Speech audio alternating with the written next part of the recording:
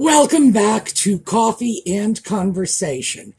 And somebody has been waiting for me to start this video, and he has not been waiting patiently. I'm doing this a little late today, so somehow, I don't know how, he must know the days of the week. He knew a video was coming, so he began pacing around in my lap as soon as I sat down in front of the camera. And in fact, I have no earring on this ear because I was putting it on when he decided he needed to get into the action too. So yes, Audie is determined that you are going to pay attention to him today. Are they going to pay attention to you? What do you think?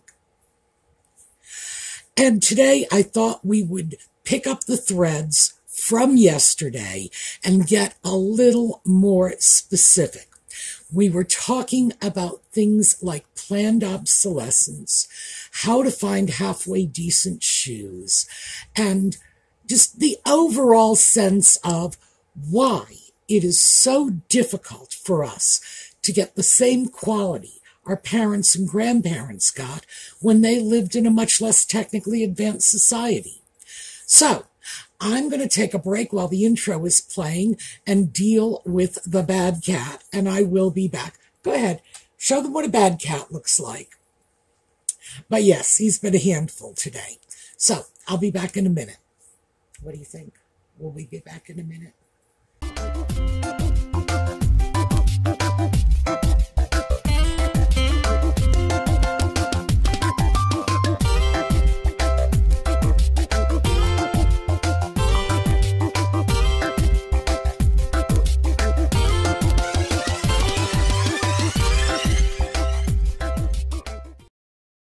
Well, this took a little longer than I thought. As soon as I started filming again, Audie was back in my lap, all over me. My hair actually looked halfway decent when I started this video, and that was before a cat started nuzzling in it looking for cuddle. But I bought him off with food and treats, so maybe we'll be okay for a while. All right, I thought I would pick up from yesterday with concrete examples because what I would like to do as the outcome of this video is show you how it is that I price shop the things that I'm going to buy. We were talking about shoes and discussing quality, everything, planned obsolescence, how it is that our grandparents got so much more for their money than we get today. So let's start with the concrete example of the shoes. I mentioned that I had ordered 3 pair of shoes. Well, 2 pair came in today. And that is what we're going to use as our concrete example. I'm just going to tell you exactly how it is that I managed to save 42% on the price of these shoes. So, when I'm looking for something, doesn't have to be shoes, it can be refrigerators, it could be a coffee table. Well, if it's a coffee table, it's going to be vintage or antique, but you know, a refrigerator, maybe not so much. Anything I buy that I am buying out in the real world at a store, I will go out of my way to get the best possible price for it. At this point in my life, it's practically a game with me. I enjoy it. I love the hunt. So, I knew I wanted some Oxford shoes. Just that simple. I knew I wanted shoes that were quality, that were well made, with old-fashioned construction. In other words, I want to see the sole on the shoe. I don't want to be asking myself, how did they get that sole onto that shoe? Is this simply glued on rubber? Is this some plastic coating that they baked on during the manufacturing process? Nope. I want a shoe that was constructed the way shoes were constructed years ago when I was a kid, and shoes were expected to last until you outgrew them. And that was even for children. So I knew what I wanted. I had this picture in my head, and then I went online and began looking around. My first stop when I start looking for something like shoes is to go to a large sort of clearinghouse shoe online center. And in this case, I went to Maryland Square. And I've been using Maryland Square for 40 years, long before the internet, back in the old days of catalogs. And the reason I use that particular company is because I have an unusual shoe size. It's 9.5, by the way. And years ago, you could find 7, 7.5, 8, 8.5, 9, 10, 10.5, but no 9.5. Maryland Square carried them. So I just got into the habit of using them first. And they do have some other sister companies. But what they do is women's shoes. Well, Maryland Square does women's shoes. I think some of their sister companies do men's and children's shoes as well. Regardless, that's my first stopping off point. So very quickly, I was able to narrow down my search to one particular manufacturer because, again, I want solid construction. I want leather. I want full leather, not pleather or vegan leather or bonded leather, real leather. And I'm not over picky about the style because, quite frankly, I really can't be. If I'm going to put all these restrictions on the shoes in terms of quality and durability, I'm going to have to sacrifice something somewhere along the line. And ordinarily, I guess style is one of them. On the upside, an Oxford shoe is an Oxford shoe is an Oxford shoe. They have remained relatively unchanged, at least the ones that I'm looking for 100 years or more. So I'm okay as far as that goes. The shoe manufacturer I settled on is a company called Eastland. And the reason I settled on them is they do school shoes, among other things, and for private schools that have a dress code. So, it's fine, terrific. And I looked at their saddle shoes just for the fun of it. And we all remember them, at least we do in my generation, from the sock hops back in the day, the black and white shoes. My mother called them diddy boppers, and I still, to this day, think of them as diddy boppers. So, yes, I did not want a saddle shoe, though, because I don't want white. And I found a lovely saddle shoe that is really going to meet my color restrictions.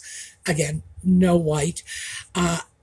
But do keep in mind, because I'm going to pick this up later, I was looking to replace a pair of black Oxfords. So hold that in the back of your head. Yes, replacing black Oxfords. And this is the one I decided on. In fact, this is the one I bought. These, my shoes. So when I went to the catalog, the online catalog, and looked at what they had available, here's what I found. As you can see from the selection of shoes, the color selection, which is that small little row of shoes in different colors, they do have a lot of saddle shoes, but I had no interest in any of them. For me, it was the darker color. So these shoes, and here's just a little bit of shoe information for you.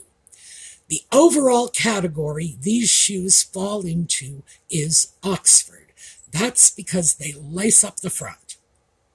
Just that simple.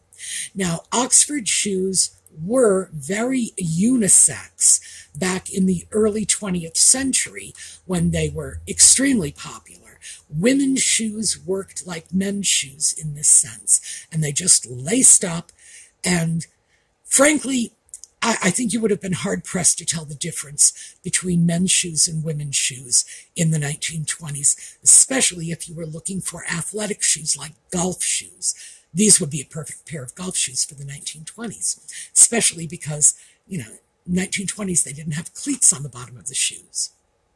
So it's an Oxford. That's the overall style. But it's also a saddle shoe because it has that piece of contrasting leather running in a band across the top. So Oxford and saddle, with the saddle shoe in this case being sort of a subset of Oxford. But, there's more. Because there is little perforation designs running across the edge of that leather band, they're also a brogue. So there you go. In a nutshell, what makes an Oxford is lacing up the front. What makes a saddle shoe is a contrasting band running across the top. What makes a brogue are the little perforations, which, by the way, today, those are just decorative. They used to actually have a function way back when they first came out, which would have been probably the 19th century. They were popular in parts of the UK, Scotland, Ireland, anywhere you were likely to go tromping around in bogs, getting water in your shoes, and needing little holes to allow the water to drain out. I swear to you, I'm not making this up. But now they're just a decorative design. So, great. I found a pair of shoes that perfectly suits my absolutely archaic style sense. Here's the problem. Those shoes, that company wants $100 for them. So, please, if that's what they're asking for it, that's a challenge. It's almost like they slapped my face with a glove and said, we're dueling at dawn. It's like, oh yeah, okay, fine, it's on. Now, this particular company often runs sales for 25, even sometimes 30% off. But that's not good enough because, still, they've thrown down the gauntlet. I've got to do better than that. So I took the name of the shoe, it's like Eastland, saddle shoe, whatever it was they called it, and I don't recall, and threw that into Google and started comparing because I've already chosen my shoe. I know the manufacturer, I know the style, I know the color. Now, I also know the size, but I'll deal with that later. By the way, it's very interesting, as you will soon see. So, I start looking for all of the other companies and outlets that are selling this same shoe. And it's got to be the exact same shoe because I am not willing to sacrifice everything I wanted. This ticks off so much of my wish list. This is the shoe I must have. So, once I found all of the other sources, I started looking them up, looking up sizes and looking up prices. By the way, when you do this, always look up the price in your particular size. And here is why. Another screenshot for you. This is out of my Amazon account. And these were the 2 pair of shoes I purchased that arrived today. Now, those shoes, one of them, and I put the prices in large numbers because it's small. And I don't want you to have to strain your eyes unnecessarily. So one of those pair of shoes is just a little over $70. The other pair is just over $58. Exactly the same shoe. What's the difference? The $70 shoes are a size 11. And the $58 shoes are a size 10. Now, remember back at the beginning I told you that I was a size 9.5? Well, I'm a size 9.5, but I'm a 9.5 wide. So on a Brannock shoe sizing device, and we've talked about those before, I am just a hair over 9.5C. So it's wide, but it's not too wide. Shoe widths. Here's another digression that might help you out in time. Shoe widths start, and I'm sticking with women's shoes here, by the way. Men's shoes will get wider, but generally not narrower. The narrowest shoe size you are readily going to be able to find in the United States is quadruple A, 4 A's. So if you have an extremely narrow foot, your shoe size might be 8 quadruple A. It's going to be extremely difficult for you to find shoes in this size. I have seen them. It's not often. I've even seen, on one occasion, shoes that came in a quintuple, that's 5 A's, width. But I do not believe they were U.S. sizes. I believe that was in a European size. And it may mean something different. So I'm not going to go out on a limb and say you can get, super, super narrow shoes. Because as I say, I don't know. I've occasionally seen that quadruple A. I've also occasionally, a little more frequently, seen triple A. So your size would be like 8 AAA. More common is going to be double A and single A. Single A is narrow, double A is extra narrow, and of course going right up to the super crazy narrow size of 4 or possibly even 5 A's. Then B is considered medium. So you're moving from narrow to medium, and then C, which is considered just mildly wide. It is considered wide. So you will go B being the central point from all those A's, then to C, then D, which is firmly in the trenches of wide, then E, and then E starts doing the same thing A does. So E is wide, definitely wide. I would have to say E is probably extra wide.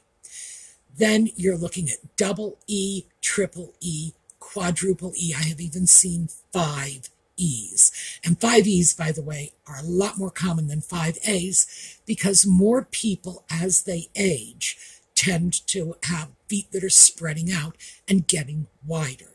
So they tend to be a little better about providing shoes on that wider end of the spectrum. Nevertheless, a single E, so 8E, is about as wide as you're going to find without moving into sort of specialty sizes. So, just throwing that out there. So I am 9.5 C, just over the edge, almost into D.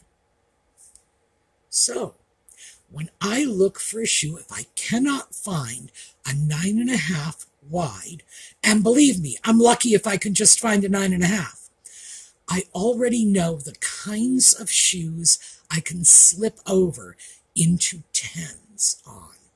And that's something that if you have a foot like mine that's in an unusual size, and not everybody is making shoes, you start to learn very quickly what you can get your foot into and what you ought not bother to even try.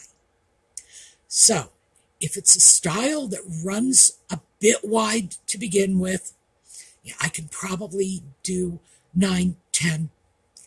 But when I tried to place the order for these shoes, Amazon came up and said, we think a better size for you is going to be 11.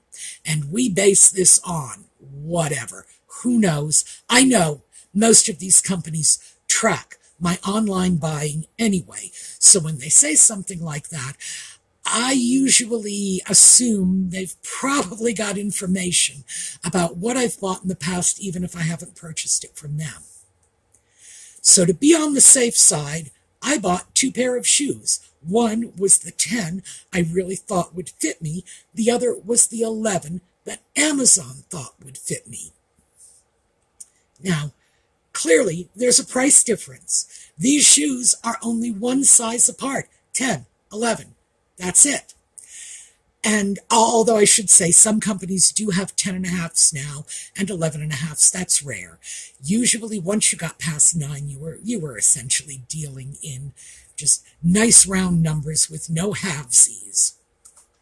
So I bought them both, got them home, tried them on, and sure enough, because I've been buying my own shoes for a long time, and I have a clear sense of what kind of shoes I can fit into in what size and style, the 10s did fit. So I call Amazon. They're perfectly willing to take back the extra pair I bought, and I knew that would be the case because Amazon has a very generous return policy.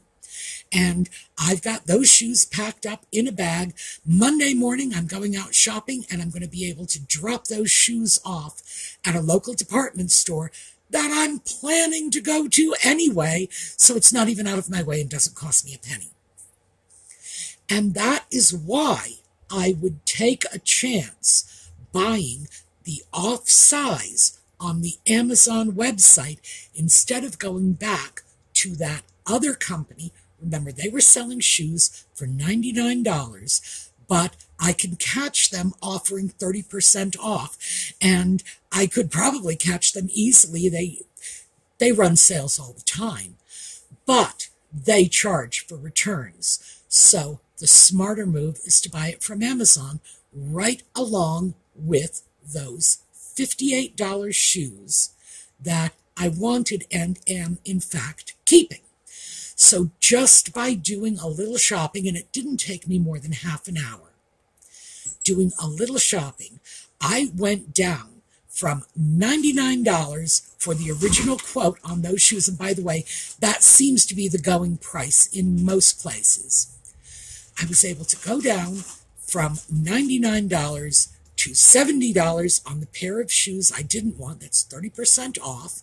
And again, free returns, down to $58. That is $42 I saved just by letting my fingers do the walking on the internet. You can do this for absolutely anything. And I thought we would just take a look at this because I can give you the proof and tell you exactly how I did it. Now, if I'm looking for a refrigerator, it's the same thing.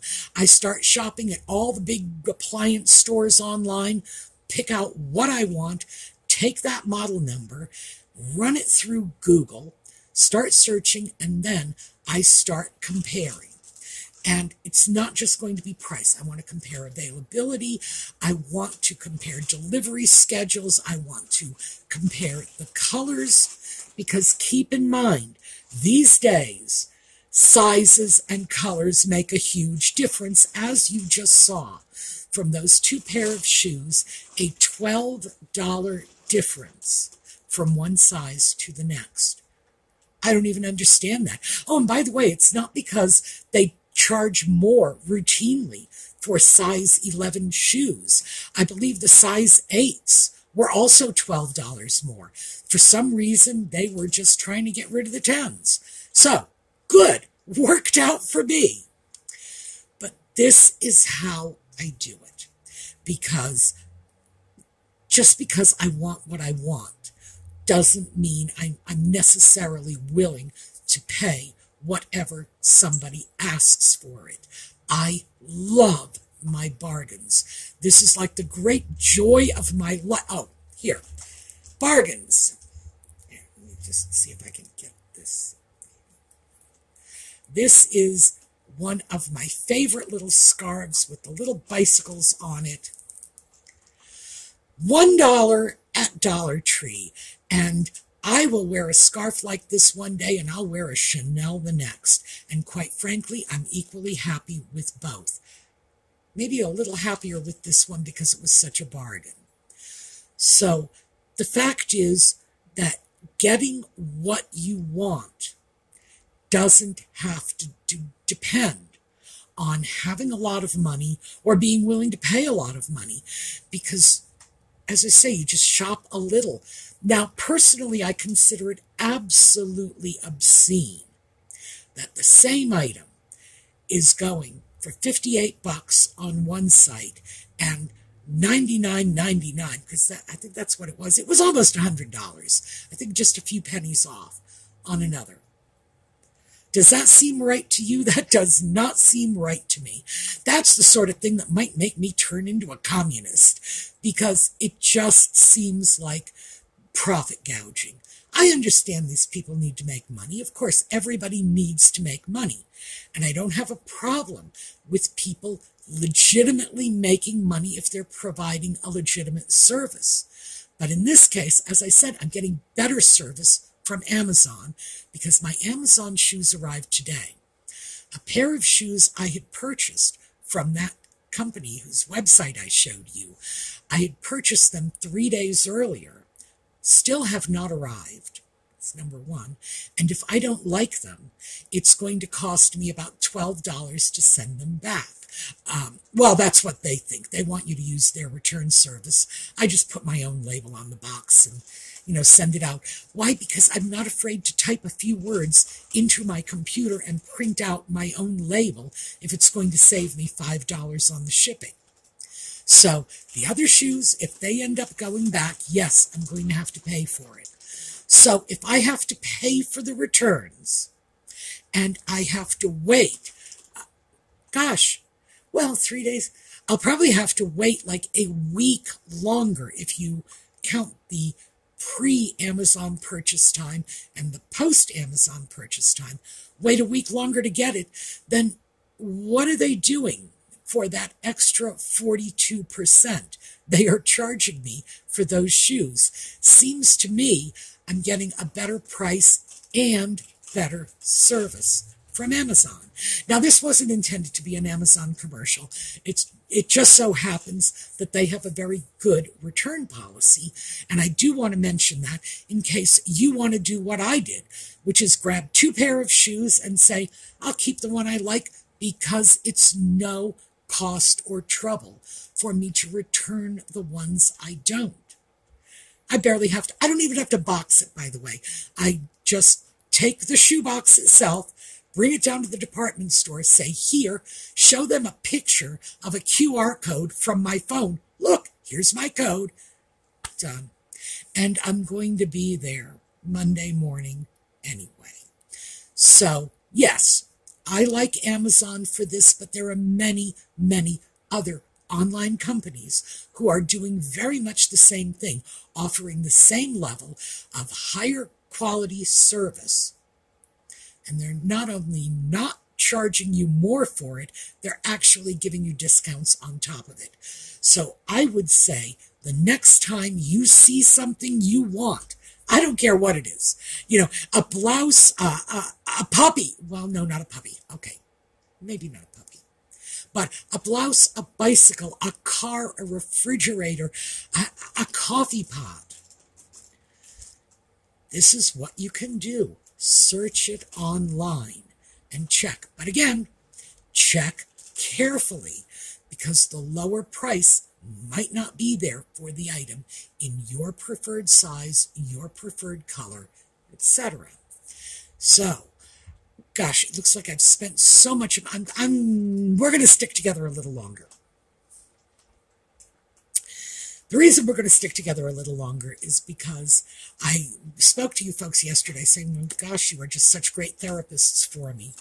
Well, someone, and I am going to mention her name. She is a frequent commenter on our channel, Maureen Engelston.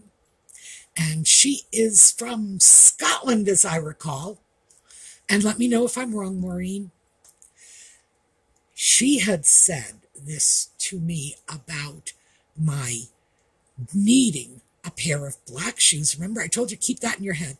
Needing a pair of black shoes, but then shopping for lighter shoes.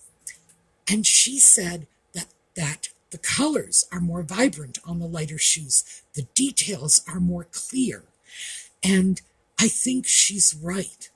I think what is happening is because I am losing the darker range of my vision before the lighter range, I think what I'm actually doing is going shopping, not for the things I need, but for the things I can see best. Now, I know that sounds strange and bizarre, but honestly, I think she's on to something. So, wonderful. You see why I don't need an outside therapist? I have you folks to solve my problems for me. But I did want to share that because I get the most incredible insights from you, from our viewers, when we start talking like this. And it's wonderful because for a long time, I had gotten the feeling that this was very one-sided communication. I would talk to you, but you were not talking to me. Just a line or two in the comments, which is fabulous. But now I'm starting to see that no, this really is two-way conversations, and it's meaningful. It's actually, my goodness, your insights. Sometimes you can't see something that's right in front of your face, but someone else is looking at it, and they can see it. And more than that, and I say this as a teacher, they can put it to you in a way that it clicks. And that's the key to teaching, by the way. You can say the same thing over and over and over again to someone, but until you reframe it into a format that will resonate with them, you might as well be talking to the walls. So I did want to throw that out because I think Maureen has figured out why it is I need black shoes and I'm shopping for brown shoes. So I was just blown away by this wonderful piece of fundamental truth that she just smacked me in the face with as if it were a wet fish. So thank you, Maureen. We may end up coming back to this, but what I want from you is tell me if you think this method will work. Tell me if you are willing to try it out. If you find something that you need, if you get any benefit from shopping for it like this, because this is one of my best shopping tricks. And I have done this, well, in the realm of shoes. New Balance sneakers. Ask yourself what you'd pay for them if you bought them just randomly from the first store you shopped at. My last pair of New Balance sneakers were $45. So in some cases, you can save a fortune. By the way, those same sneakers were going for like $150 pretty much everywhere. But just by letting your fingers do the walking and making the internet work for you, you can save a lot of money. All right. I'm way over time now. That is what I have for you today. We will be back again this evening for Just Chatting, and that's 8 o'clock Eastern Standard Time, which is New York City time. For those of you not in the area, it's the easiest way. Just Google what time is it in New York City, and that's what time we are, 8 p.m. And for the rest of you, we will get back together next weekend. All right, we're going to take a look at a slideshow on the way out. We should have done the JLS Sunset slideshow yesterday because I did mention that was the slideshow that got us started on slideshows. But then I got all distracted with thinking about little Evelyn, who is just so adorable. So, yes, my apologies to JLS, and we're going to take a look at her slideshow today. So, in the meantime, have a terrific day.